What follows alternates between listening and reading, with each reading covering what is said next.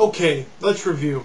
So we have crappy defense, shaky goaltending, lots of fights, and losing.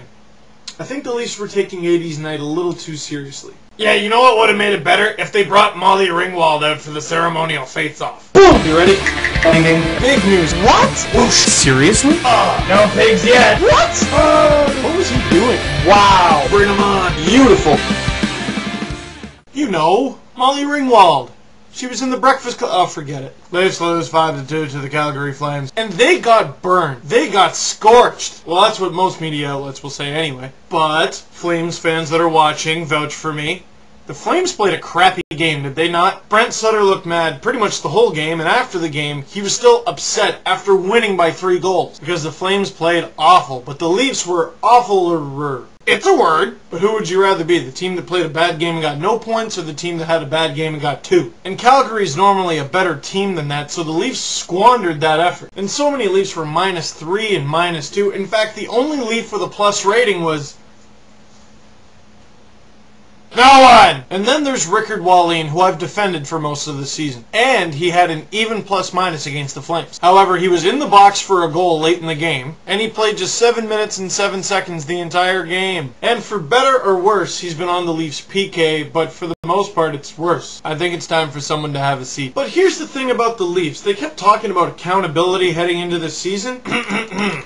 Hear ye, on behalf of the Court of Leafs Nation, I hereby issue the declaration of shenanigans. On a team this awful, normally someone loses their job or is demoted, not just for a game, but for an extended period of time.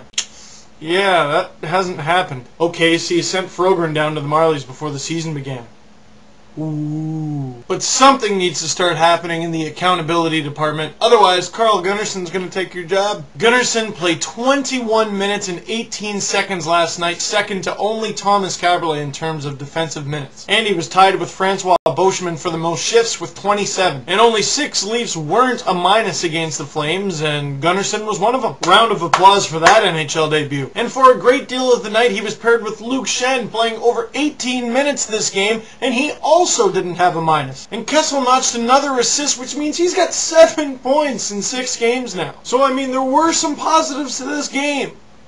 But Jonas Gustafsson got pulled. Oh, you finally say? Well, I did leave it last for a reason. Because I can come out guns a-blazing and blame Gustafsson for all the Leafs' troubles last night. Or I could call the rest of the team out for being awful, and they were. And we have ragged on Toskala all season for not being able to make that big save. But like Gustafsson did last night, everyone's going to let in a softie every now and then. And some nights you got to rely on your goalie to bail you out. But when on earth are the other 18 skaters going to bail the goalie out? The answer for that may be next season, because the Leafs are currently 9 points out of a playoff spot. A daunting statistic to overcome, seeing as they only have 11 points. Looking at my calendar, the next 6 games are as follows. Ottawa in Ottawa, Carolina, Washington, Islanders, Tampa in Tampa, and Florida. With the exception of Washington, if you want to make the playoffs, you need to win like 5 of those games. Is that unrealistic? Yes. But not if you want to make the playoffs. Are you seeing my point? I don't think they're going to make it. Prove me wrong. Go ahead. So questions. How did you feel about Carl Gunnarsson's NHL debut?